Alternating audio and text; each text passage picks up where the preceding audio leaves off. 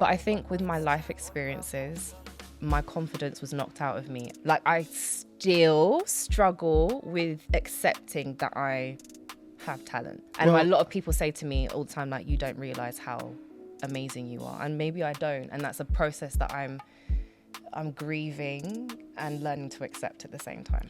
For you to talk about the things you're talking about now, are you at a place where you've accepted it as life, and when you talk about it, it doesn't hold you back or put you in a place where you don't want to be? Yes, is the answer to that. It's people that I have created as my family, you know, and sometimes even that can be quite painful because it's like these people are not actually your blood family, but that's okay. A lot of music today is quite convoluted about material things, about money, about things that don't last, things that don't matter. And I would hope that my music is exemplary of the opposite. But what does your relationship with God look like? Martins. Ladies and gentlemen, normally I'm always excited and I like to shout my intros, but I am speaking to a woman that has been described as having a mellifluous vocal. For those of you that don't understand what that word means, man, check the dictionary. But it is smooth and nice. She apparently and factually entices people with her semi-autobiographical lyrics. I'm giving you the big words, people. She stepped into the industry 2015 and has walked her way into becoming a name in the neo soul environment. By way of Trinidad and Tobago, the Caribbean queen that is bracing herself in London is giving us her music, and she will be performing at the Korak live music events in June. Ladies and gentlemen, I give you the one, the only, Aneesa Marie. Wow.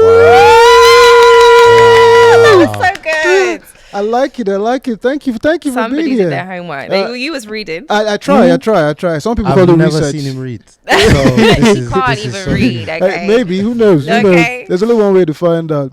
Yes, and of course, production in the house, people. We have BK Creative. We're in the house. And your one and only MC from now to forever, MC Sabi Boy. More things. And finally, people, we don't have a sponsor, but we have an associate. And of course, a big shout out to Caribou Coffee, of course, sponsoring this wonderful podcast. And at the same time, this coffee is going to go to Aneesa Marie's home, and she can have great coffee and great beans. Great beans. Great beans, great coffee. Great. Thank you for coming on the episode.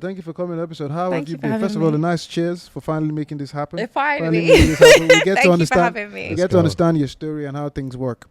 Yeah. So the podcast usually starts in a very simple way, and Korak means footsteps, and each footstep is describing your journey, the ups, the downs. What is that first step you took in terms of trying to establish yourself in life, and of course that first step you had to take when it came to music? That's a very big question to start with, but I appreciate it nonetheless. The first step that I took to start my was I ran away to London when I was 17. You ran away? Yes. Okay. Specific choice of words here. I ran away to London. Who was chasing you? I was running away from the environment that I was living in at the time. Okay. Which was my mum's home. So I ran away to London, and at the time, my cousin, big up Rex, wanted to be in a band. So I think I sang Never Mind, I'll Find Someone Like. I sang that and sent it to him. Yeah. And he was like, I want you to be in my band. But this is my big cousin, right? So I was like, I want to be in a band. So I'd gone up to London for the summer and just never came back. Well, before we get into the situation of you running away and the way you went through that vocals like easily, and you saying you wanted to be in a band, did you not know you could sing? Did you not know how good your voice was? See, here's the thing. I've always wanted to sing. I have envisioned me being on stage, and even not necessarily just singing, acting as well. But I think with my life experiences, my confidence was knocked out of me. And then also when you come to London, or like when I officially started doing music, I was like, girl, you're not the best. You know what I mean? Like, there's so many other people that are actually... Where did that come from? Was that like a lack of confidence? Or I think, to be honest with you, a lot of... I want to be careful with the words that I use, but from what I've observed of myself and analysed of myself, a lot of my self-doubt and self-hate came from my mum telling me that I couldn't do something, or I would never do this, or, you know, like her projection of her own personal insecurities, which obviously came from somewhere else, and it's just this lineage of trauma kind of thing. Like I still struggle with accepting that I have talent. And Well- a lot of people say to me all the time, like, you don't realize how amazing you are. And maybe I don't. And that's a process that I'm grieving and learning to accept at the same time. I mean, if we're staying on the topic of self-acceptance and understanding, because, I mean, the first time I heard or saw Aneesa Marie, shout out to Saxon, it was the song that you Saxon. guys did, the Yo. voice Saxon, the Congolese king. Mind games. Mind Games. And the first time I saw, and I reached out to him and I said, I would like to get to speak to you. I'd like to speak to Aneesa Marie as well. And he was like, oh yeah, we're having that event, the event that I met you at. And so I started looking at your stuff. So how much validation do you need? Because, I mean, we can tell you for a fact that you're amazing at what you do. So I how don't much, need validation from anybody else. but then what will help you actually believe yourself? It's not about anybody else. It's about me. Okay. I actually started making music for me. I didn't make it for anybody else. Okay, so how much of your self-validation do you need to believe that you're good? I need a lot of it. Okay. Yeah, and I think it's not necessarily validation. It's just a new framing of mind. That's what I need. And it's slowly coming. Like sometimes I'm like, oh my God, like I did a show with, I opened for Names Bliss last week. An amazing show, fantastic. And I felt so enthused and enthralled after. But I still might question myself because I think that's just maybe human, or maybe it's not, I don't know. But I'm always going to be like, because I think that makes me almost better, because I've never been like, oh, well, I'm good, so I'm just gonna, this is what I do. I want to learn every mode, every scale there is. I want to learn different languages so I can learn how to sing in particular ways. You understand? How many languages do you speak now? Just one. Okay, don't worry. Don't worry. There are loads of us, man. I speak terrible English. However, well, yeah, no, and I know. Good English, and then Queen's English. I like that. And Terrible, good. And now at That's the moment funny. I'm trying to learn Roadman English. Yeah, but Well, I guess I speak about a couple different languages yes, still. You get yes, me? Yeah. I do. It's Right. You The, get Af- me? the African in Well, me doesn't really let me get the Roadman thing. The accent doesn't blend nicely. So when you go would you like to try it for your viewers, please? nah. You want to destroy this episode? No, I would like you to try. Nah, there you go. Yeah, I'm one of those. Imagine if we're on the streets and they go, yeah, what you saying? And all of you like, yeah. You go the whole Roadman. They will catch me out so easily. Like, yeah, I'm fine. Yeah, I'm good. I have no idea, man. It's terrible. So yeah, we speak different languages or dialects of languages. But we took a very big jump. Mm-hmm. Understanding you running away and trying to music for yourself. But to understand you where you are now, we need to like go back a bit. What was Backpedal. life growing up in Trinidad? I didn't grow up in Trinidad, first and foremost. I was Oh. born in Trinidad, Very nice. I was born in Trinidad. Oh, I'm going to say a lot, and I just want to make a disclaimer, not to you, but to Okay. anybody that's viewing this that's in my family. Soz. And just in case you don't understand, that means sorry. Yeah, soz, sorry. And it's not to hurt anyone's feelings or to, I'm just speaking, right? My mum ran away with me to this country to get away from my dad because he was abusing her, and then he died 2 months later of AIDS. And then it's a 1 in 1 million chance that me and my mum both don't have it, right? Because she was still with him physically up and like maybe a couple months before we left. And then we lived in halfway houses and in people's houses and stuff like that for a couple of years. And then mum got married, and my childhood was horrible. The things that I've experienced are insane. I've been raped by my cousins, sexually abused by uncles, other cousins. Like, the list is extensive. Like, I had an awful childhood. I've always first of all, so really sorry to hear that. No. And it's not something that we want to relieve or go back into. No. I'm But a big you believer. asked, and I do want to be honest Oh, as yeah. well. Thank you. Honesty is the best policy sometimes. And the thing though is, have you come to, because I always tailor everything I do by the 5 stages of grief, right? Okay. And I always say I'm always in the 5th stage. So when people go, how are you doing? I'm always in 5th stage, always good. 5th stage is acceptance. For you to talk about the things you're talking about now, are you at a place where you have accepted it as life and when you talk about it, it doesn't hold you back or put you in a place where you don't want to be? Yes, is the answer to that. Yes, it doesn't eliminate or extinguish the fact that it still kind of hurts sometimes. And because of these things that have happened, I have chosen in my adult life to remove myself from the people that cause these issues, which means that I'm completely isolated and I'm not around family. And sometimes as I get older and I would like to get married and have children, and I think about my future and what it will be like for my children, what it was like for me growing up with not having a lot of family over here, that makes me sad. But at the same time, it's more, I say sad, I'm diminishing that a little bit. But I think at the same time,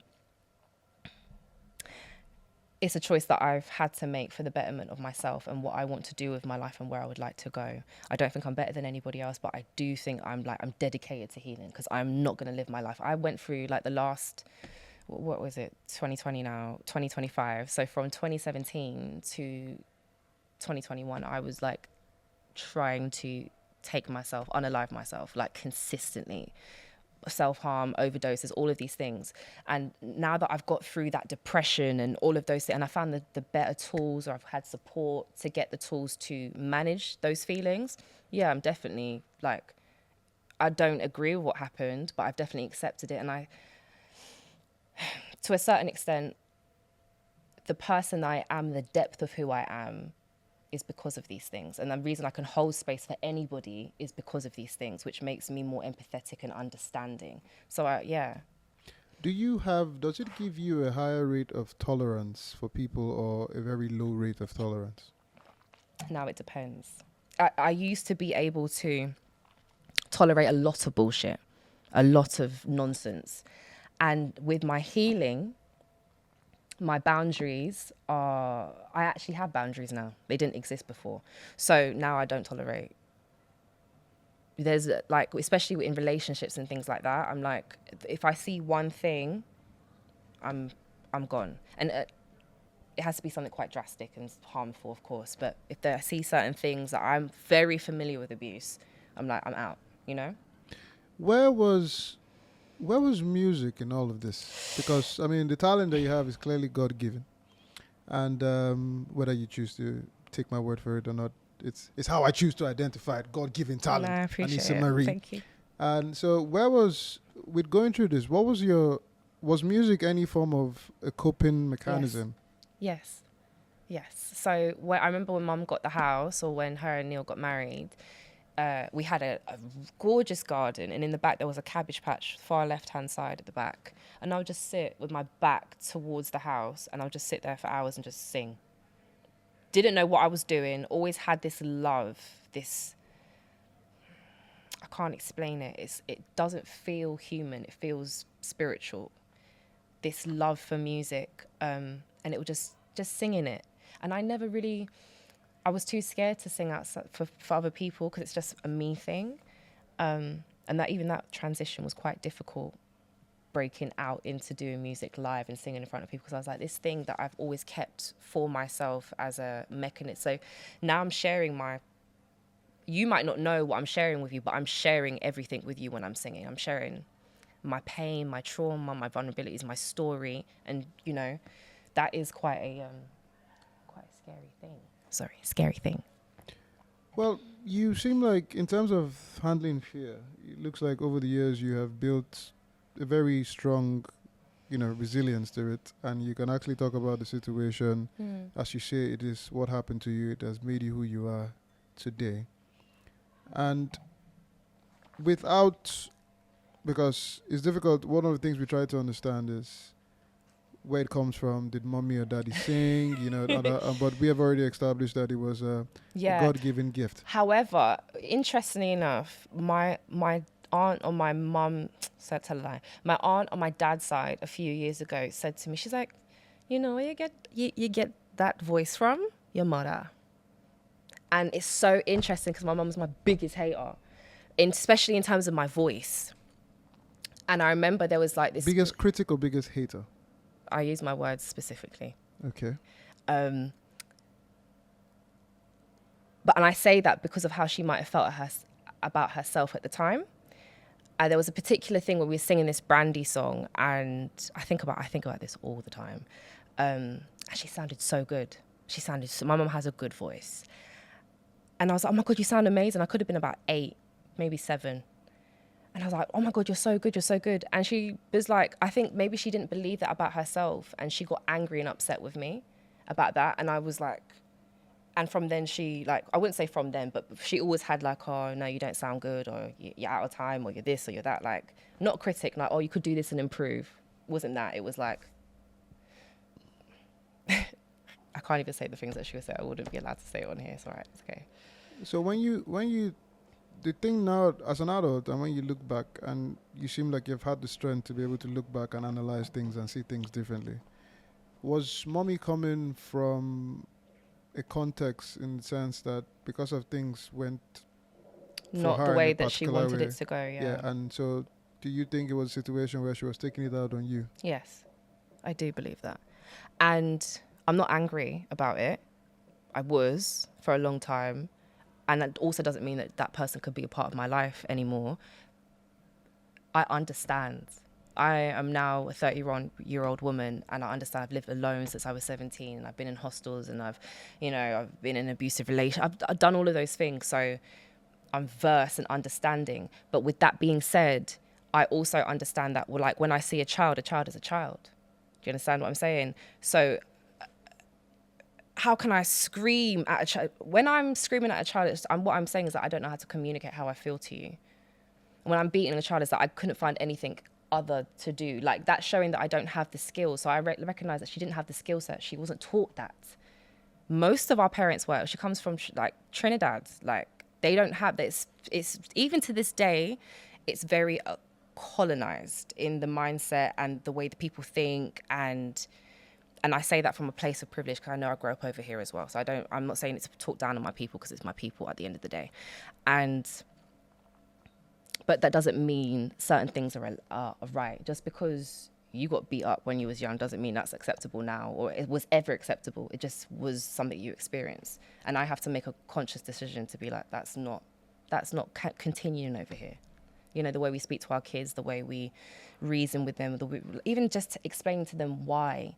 If you understand why, you're more likely to make a better decision as a child. You know what I'm saying? Children are way smarter than you think they are. You know what I mean? Yeah, those guys have a good brain. Little geniuses. I tried to do teacher training for 1 week, and then I only survived 1 week because I realized, first of all all the kids were smarter than me. First things first, all smarter than me. And then I just like, no, these guys will catch me out eventually.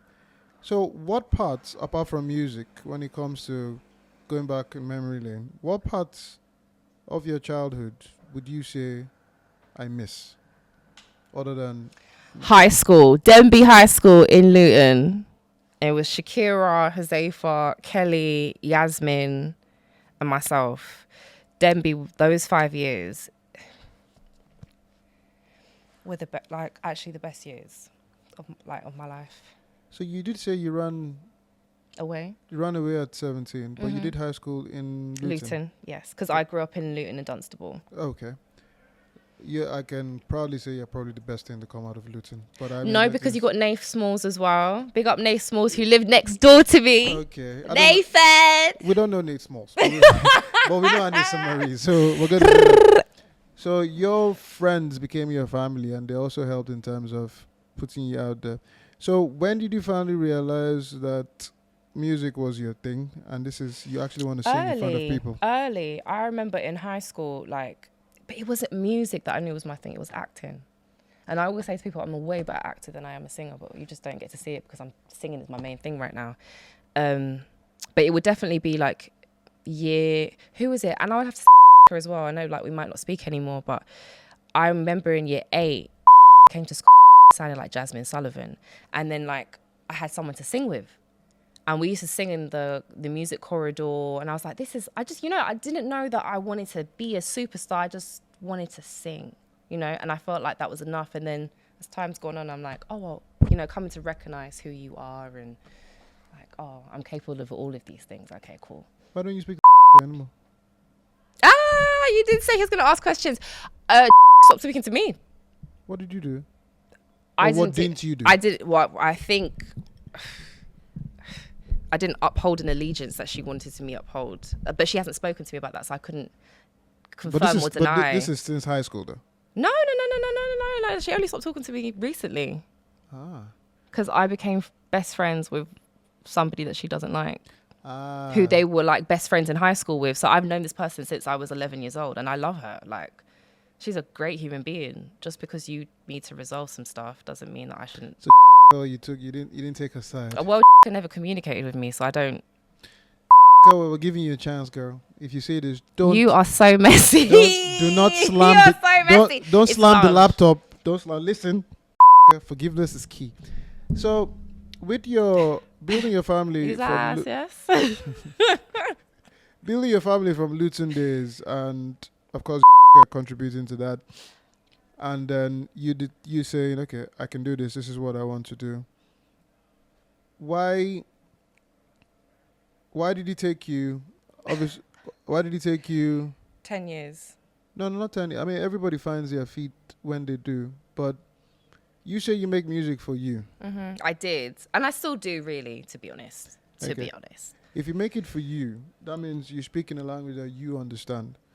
How do you actually try and push that language for the rest of us to actually understand? That's Because a really good question. We understand it because we think you're good, but what I take from that is you're holding on to something. When are you going to release it? That's a really great question, first and foremost, and a great point too. I would say a few years ago I released that, so I'm able to make, like, I have those moments where I put out a song called Brother last year. It was on my friend Fraser the Third's album, or his beat tape, which is more like personal, and like, if you have a particular situation, you might be able to relate to that. But I am trying, in order to become a better songwriter, and it's all about the craft to me, I need to be able to reach out beyond myself. And that's been my personal challenge since 2021. So, like, just to be able to do that is like working with new people, I never wanted to sit in a room with other people so that they could see me, because I thought they would see me, if that makes sense. And I've got a thing with trust as well. So it's like, oh, how can I share this super personal thing with myself with somebody that I just met and we have to write a song kind of thing. But I've learned things don't have to be so precious. Things are only really that precious when you don't really have much. So it doesn't need to be that precious, because when you realize that you're abundant and things will just come, that's how I treat music now. So even though I still make music for myself at a cellular level, I think I do open up the language and the wording for other people to understand. Because I do believe, like, the first couple projects were like maybe a little bit cryptic. And I read something, it could have been It's That Scully that put something about, like, you're not that sick if somebody has to like really, was it like they have to rack their brain to figure out what you're saying? If people can't understand what you're saying, then there's a disconnect there. And he wasn't saying it to me personally. I think he just put it up on his Twitter, and I was like, seed planted. So one of your pivots in life in terms of music was, wanting to be in your cousin's band. How did you quickly go from wanting to be in a band to wanting to be by yourself? After the first session. After the first session, that quick? Oh my God. Me and my cousin are just, we are cousins. Like, we wouldn't be friends. Like, do you know what I mean? We're cousins. With different ways, styles of working. And he is a songwriter. So he wanted to write the songs. I don't really agree with people writing my story for me. Okay. So you would never use a songwriter? That's not what I'm saying at the time. I'm asking. Yeah, no, I would. I like I said, for me to get better, I've been open to it. So it's something in the last couple of years that I've collaborated on songs with. You know what I mean? I like the way you took your time to say collaborate. Yeah, because you're collaborating. But the first song, big up Rex again. The first song I remember that we had, I went to, what's his face? What's that brother's name? He's sick. He's got his own studio. Everyone's got their own studio. We don't. No, not yet. Not as yet. He's a producer and he does those videos. Like, he's done big things. Fizz, not Screw Fizzer. Big up Screw Fizzer though. The one that has the blue studio. Say his name. What's his name? I'm trying to think. And I think he was signed by like Rock Nation way back in the day. I'm trying to think. Oh, But this is while we're really trying to bad. remember his name, Yeah. So right, we went to his. I can see his face right now, you know, and he does everything. I remember. We went to his studio, and word for word, I'm so sorry, Anthony, yeah, but the song was "If You Don't Like Me, Fuck You," and I couldn't do it. I actually called my mum and I went, "Mum, Anthony's got me in the studio singing this song." She's like, "No, but just get." I know this was probably one of the. There's two things that I can remember her saying that were very comforting and empowering. She's like, "No, but maybe just put your foot, you know, just do it, get your foot through the door, and then you can start making calls and X, Y, and Z and blah blah blah." And I was like, "Okay." After that, I don't think we ever went to the recording studio. I don't think I ever went to the recording studio with my cousin again. After that, it's been like 13 years now. did he release that song? Did you release that song, Anthony? I mean, it's interesting that you say that, though. That even in a time of pain, the first person you spoke to was your mom. Of course, isn't that what everybody wants? It is. I mean, the fact that you could still go and speak to her is. I think there's an aspect of the relationship that is still mother and daughter, instead of a woman. That was I was 17 at the time. I'm 31 now. My master's 14 years. My master's still good. Master's still good. So Well done. with you mentioned maths. your family, quick maths. You know what I mean? See, I'm getting my road man thing. is getting Yeah, good. that was good though. Yeah, I see? said mats though, you know, mats. See that I told you I can't mix the Nigerian Mats. thing, man. Mats. Quick mats. Quick maths. So, who's your family now? You mentioned the girls from Luton. Shanika. Mm-hmm. Everybody goes check out She Braids Me. Okay, on Instagram. That's my girl, Shanika. Jacqueline Sear. Gotta put that government out there. Jacqueline used to work for a charity and she became like my holistic advisor during the pandemic. That's during the time I was like trying to unalive myself. And then she kind of just assumed like her relationship with me went beyond work. And now we've like traveled the world together and she's connected me. Like the reason I got my first signed single out last year is because she knows the DJ. You know what I mean? Like she knows the person that owns the label. So she has assumed the position of mother and she has been a true support to me, and will forever be grateful. And really kind of show me what love looks like, and gentleness and patience and consideration and kindness looks like. I didn't know what that looks like. Even forgiveness and resolve. And there's other people as well. Big up Chica. Dylan. It's people. It's people that I have created as my family.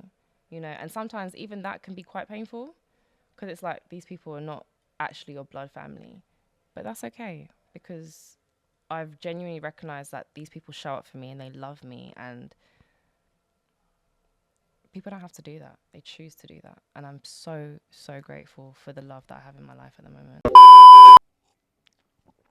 Oh, hey guys, sorry to interrupt your episode. I hope you can please subscribe, hit that notification button so we can get more and wonderful, incredible guests and you can continue to listen to the Korak podcast. Till then, more thanks. Go back to the episode. You've mentioned it 3 times and the specific word is unalive yourself. Yeah, because I know if you're going to put it somewhere, you can. Yes. Yeah.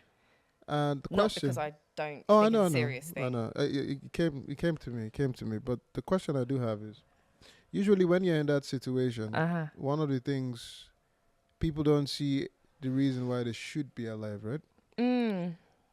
What is your reason now? My niece, first and foremost, is my niece Talasia in Trinidad.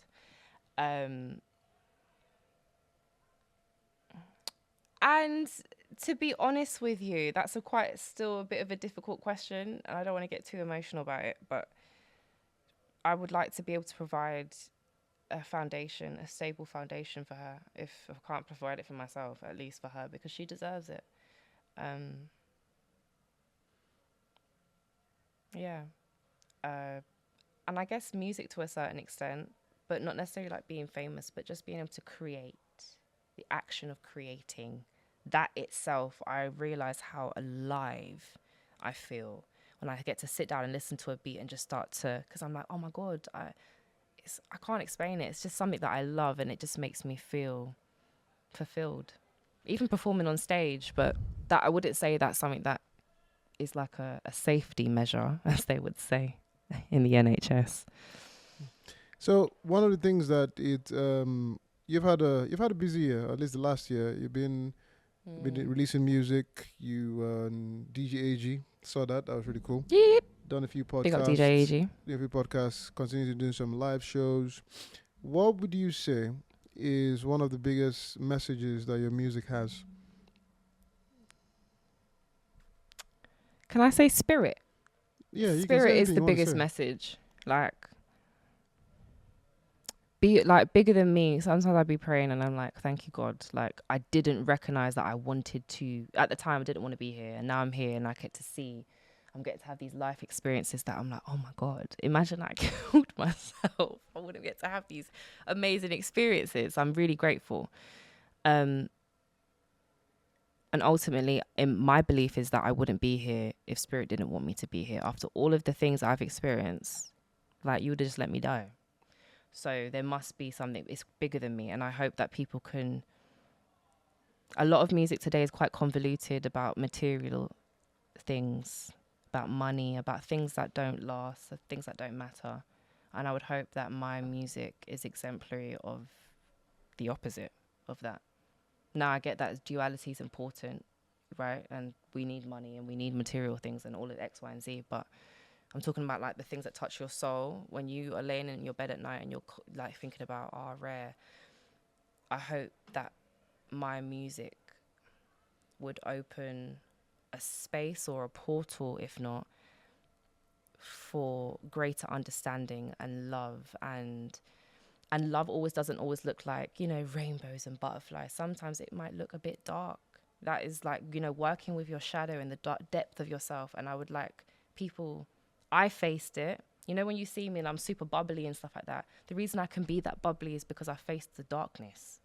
Most people just do that as like, a way to look over things. I'm not doing that. I would hope that people face like an Nas, listening to that song. I'm literally saying I was crying, slowly dying. I'm literally telling you what I was doing. I'm telling you my steps that I went through these things, and I'm out on the other side. Do you understand what I'm saying? So I would hope that would be the message they take away. So we have the thing where we do a lyrical deep dive into your music, because one of the things we like to understand is, the messaging and what your own interpretation is exactly, because people listen to music and take different messages. Mm-hmm. But part of Korak is to understand exactly what the message is. So first of all, this is me listening to it and putting the words. Out a sheet. Yeah, and putting the words down. So I'm sure there are certain things I didn't get right. But we'll start on the one that I want to understand is there's this song, and I'm sure you can tell me the name of the song. I'll read the lyrics out, and my understanding here is, I'm assuming this is you loving somebody else, and it sounds like you're loving a woman. Oh, it's if only for one night. It's only for one night, and it goes, come here, let me face you. Come here, let me face you. Girl, I just want to taste you. Let me hold you. Let me hold your hand, undress you where I stand.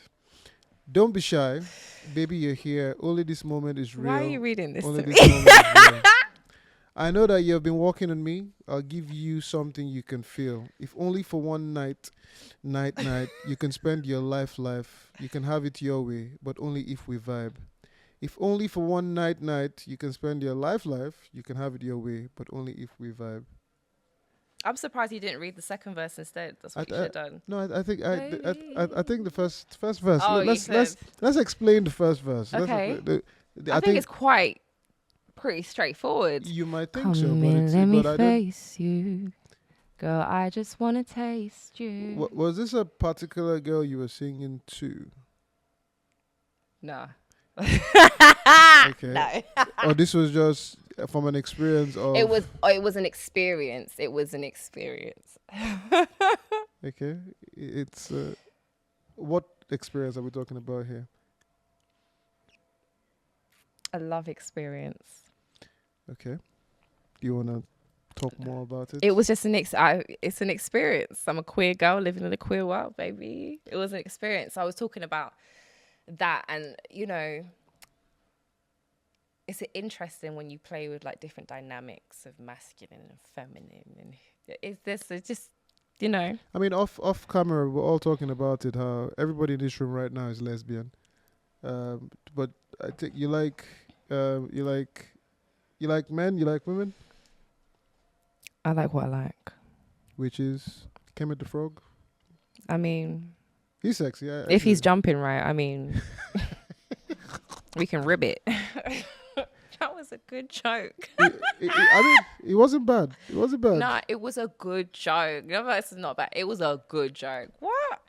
So The alcohol. with the different experiences that you have, do you tailor more of when it comes to like love or feelings? Do you get it from other people's experiences, or do you It's just? usually my own. It's usually my own. However, I have felt inspired to as of recent, sorry, to almost try to communicate how other people are feeling. And that was something that I never really considered to do, maybe in vain. Like, to be like, I wrote this song about my friend. But like really understanding it. And I think that the switch for me was not being so self-indulgent.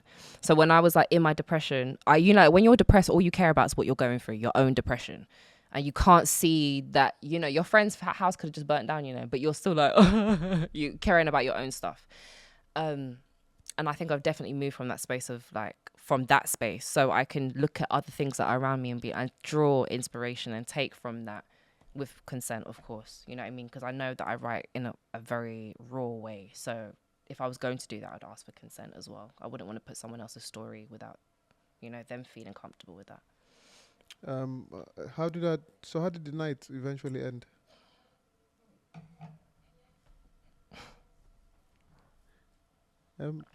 No? So Caribe coffee. good beans. Great beans. Good coffee. Carrie, thank you so much, Carrie, for sponsoring. how did?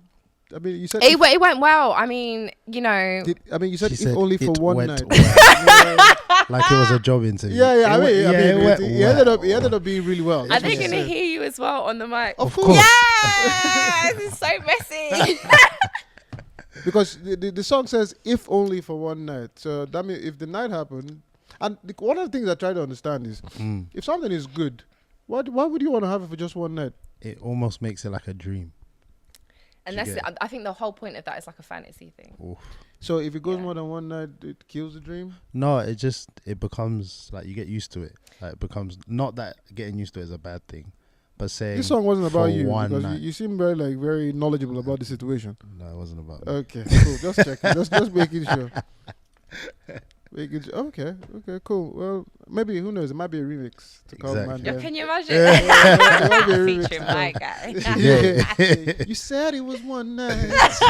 Then it ended up being Actually, that's actually a good idea. There you go. That's exactly how songs back in the day, that's how they'd be like, you said it was what? Now let's take it for a whole, Yeah. That's what they do. H-Town did that with Part-Time Lover and Full-Time Lover. So that's a good idea. There you go. Let me be on those credits, girl.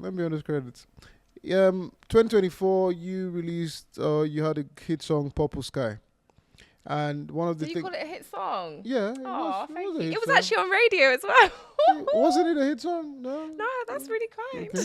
But I struggle to understand the song. So Really? yeah, I do. Yeah, that's why I want to get your take on it. So it's one of the songs that I put down here. And once again, if I get the words wrong, please let me know. Okay. Educate me. See, I'm a learned guy. I like to learn. Okay. A prayer to be loved. The taste of liquid gold. Healing spices, they warmed. Oh, my soul. They warmed my soul. The ancestors, they are pleased. A softest breeze. Yeah. Washing bath the mountain of sand. Reborn your arms, the covenant, I am This yours. song is only about God. This song is about God. This song is about spirit. I wrote this song and I was crying my eyes out when I wrote this. I wrote this around this time last year, literally a year ago. And it's my first signed single. Imagine. It's I, don't you cry, dry your eyes. Yeah, heal so this your is God mind. talking to me. Peace you will find, it's all inside. Yeah. And Heal we your are. mind, it's all inside. Yeah. Dry your eyes. Yeah.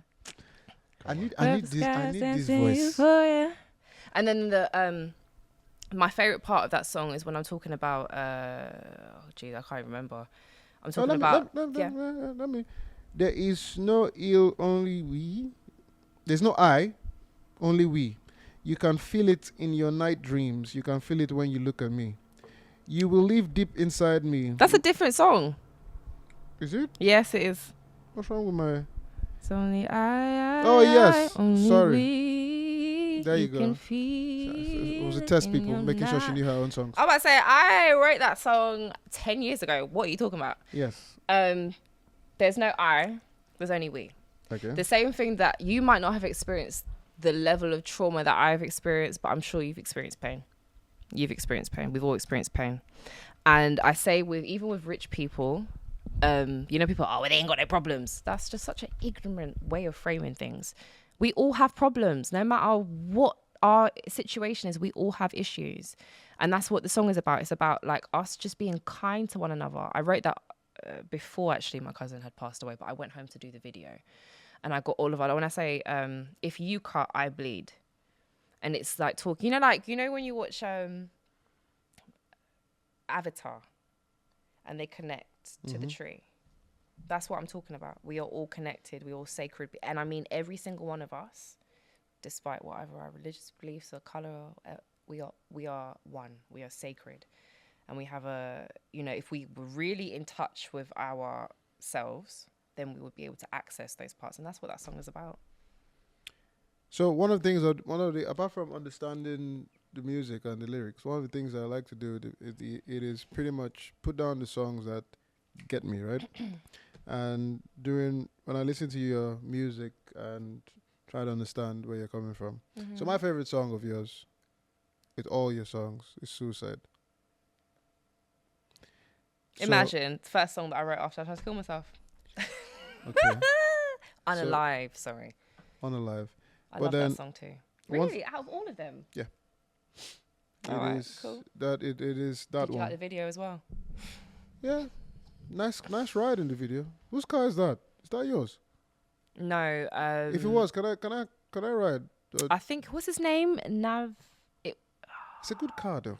It was a Evoque or something like that. It looked good, whatever And it it was. was me driving. Yeah, it was good. Walked to the Yes. car. I was like, oh, nice. And you driving, One thing I love to do in this life is drive. I'm a great driver. Yeah, driving is like the most boring thing I like to do. You think it's boring? I think it's so liberating. It's boring, but it's nice. It's just I really especially enjoy- if you have good roads. I grew up in Nigeria. Just don't worry about those roads, girl. Driving there is interesting. I was in Gambia last year, so I'm familiar. Nah, this guy's all right. They ain't no Nigeria. Just saying, we're the best. Just let everybody know. Can you imagine? Hey, you think Gambia was good? Gambia was amazing. Uh, Big uh, up the Benachin. I'll see you in Nigeria. May I? You may. Thank you. So It's my bottle, and I'm asking. So once again, it's Suicide. Right. If I get the words wrong, please. Please. It's been a minute since I've been in love. It's been a minute since I've been in love, and I really want it back, oh, and I really want us to share this special moment. But love affairs, harmonious is exploring all our fears for a second or an hour. Don't cower. Because this is ours. Just take it off. And when I say take it off, I mean like bear yourself vulnerable. Take and it lay off right there. And lay right there. Because And if you don't know which way to go, hear this beat and take control. Mm-hmm. It's almost like I'm talking to music, talking to God. So I'm like talking about like, it's been a minute since I've been in love. If there's nothing in this world that I love music.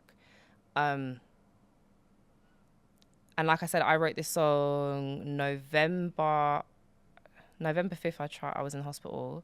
So I wrote this song late November 2017. And it was about my feeling towards music. I'd only been doing it for officially for 2 years. But I was learning, I was at the beginning of my depression. So I was learning a lot about myself and all of these feelings. And yeah, this is what came out. If you don't know which way to go, hear this beat and take control. If you don't know what to do, listen to the beat. You know what I'm saying? The music is talking to you and telling you what to do. I'm saying it as like an artist, a spirit. Like it's pretty self-explanatory. Not the lyrics, but the experience of writing music. When you hear music, what do you want to do? You want to dance or you want to sing along? Because you're listening to the beat, there's instruction there. So if that answers your question, sir. Well, it is, as the name implies, it is something that once you see it is catchy. So you want to listen to it and you want to try and understand it. And then when you talk about, I think I would take, so when you're saying what the part of the song where it goes, I love where I'm at, I love where it's at, because I'm coming right back, I'm coming for that. What were you coming for? Everything that I'm owed. What are you owed? A lot. I know you want specifics, but I'm owed a lot. I want us. You can make I'm owed a lot. From anybody in particular or from life? The latter. Life. Nobody owes me anything but life. Like, my experience has been, like I said, I had a shit childhood. I didn't get to experience a lot of things that other people got to experience. And I would like to experience life in a fulfilled way. So I'm coming for all of that. I'm coming for financially. I'm coming to enjoy it in like understanding what love is and all of the things. I'm coming for all of it because I deserve it. And the devil is a liar. You try to steal it, you can't take it from me. Simple as that. How much of yourself do you actually let go when somebody actually tells you they like you, they want to get to know you? I don't believe people. And also, what would you mean in a relationship way? If it's a relationship way, right? I'm not gonna lie. A lot of people, especially men, it's always men. Yeah, men. I mean, we established we're all lesbian, right? So, yeah. So your kind, right? Men. They can be. My kind. Yeah, no, that's what I said. I said what I say. So I shouldn't be drinking. I found in my experience that I do come across as quite a bubbly person. I'm a beautiful woman, all of these things. And the people just see that. Maybe they don't have the depth in themselves to recognize that there's other things there as well. But when they do meet me and they recognize, oh, she's not just a one of those, they don't know what to do with me. But doesn't the depth come from getting to know you? No, because I have depth already. I'm talking about their depth. Can you meet me where I'm at? I can meet anybody where they're at. And if I don't think I can, then I'll do the work to make sure I can meet them. But I would say that a lot of men don't do the work. They don't even know themselves. They just know. I can't speak for you guys because you probably think that you do know yourself. And I don't mean that when I say think, I don't mean that in a derogatory way. But I'm sure your counterparts or there's people that you know that you've known in your life that you know that person doesn't know themselves and they're just doing fuckery. And a lot of people want to bring that fuckery to me because they think, oh, she's just a pretty girl, light skin. Don't want to hear it. You sound like very confused men. Come to see you. Because they just sound a bit silly, right? It's a little bit silly. But confused men, I feel like. So what then happens when somebody that's sure of themselves, they know themselves, and they meet you at your depth? Well, I haven't yet met that man then. Have you met the woman? No, but equally, I have not really been trying to meet anybody as well. I've been, since 2021, I've been single and happily single. Gladly. Look at me, I'm glowing. Gladly single. Do you understand what I'm saying? Abstinent, if not that, right? And I'm having a great time. I'm loving it because it's just allowing me to get closer to God. And you know what I'm saying? I do. If I meet somebody, I'd like for them to, I just want to be their friend. And like with contracts, like if you, like with a manager, right? You're not supposed to sign a contract if you haven't known that manager for more than six months. So that's just kind of how I'm entering relationships now. Like, If I don't know you for more, then we're not friends. We don't have that basis. Then what is the point? And then I know it's just, even if, yeah. Anyway. All right, BK Creative.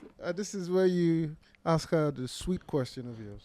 I think I want to kind of go down a route of asking you about your relationship with God. It sounds very interesting.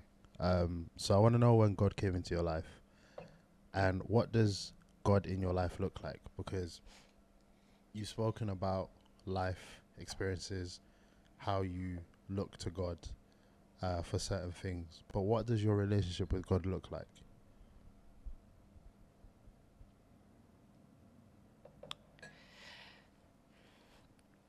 It looks like